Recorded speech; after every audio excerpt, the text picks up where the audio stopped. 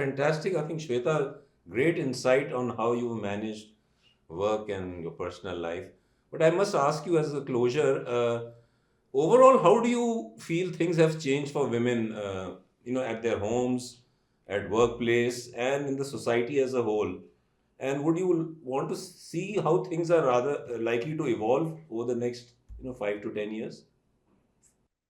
So I think the bigger evolution is the awareness and ownership of their financial well-being. Let me call it like that. So I think that is really a very recent phenomena where awareness, even in women, about their financial well-being used to be, I think, in negative right now, right? Just not being conscious about what are their rights. Even the recent conversation about how is a household member, despite of not working, is actually financially active because they're contributing to the GDP of the country. I think acknowledgement of that, and general awareness about the fact that what are their rights and what can they do, even if they're an active earner in a system. How can women play a role in holding their financial destiny and financial decisions in their own hand, or at least influence it, is the biggest revolutionary piece. And I think a lot of work needs to happen on that, because many of us who are in who might be best at negotiating vendors or negotiating contracts actually fail to negotiate for yourself, right? That's a reality that exists. I know I mentor a lot of young people who are entering the corporate life or who are in middle of their corporate life, and they are not good at negotiating for themselves. It's an amazing fact, but it is true that they are not. So I think that's a long way to go, even for the active female corporate or even work journeys.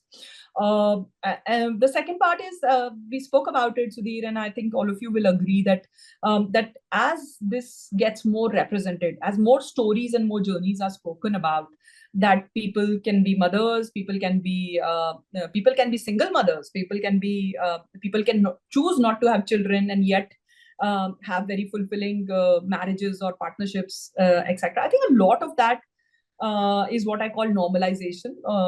That Earth was created, there are genders, and everybody has some common challenges and some uncommon challenges. I think normalization is yet a long way to happen. It's still on the surface. You dig deeper and you realize that there is long way to go on normalization.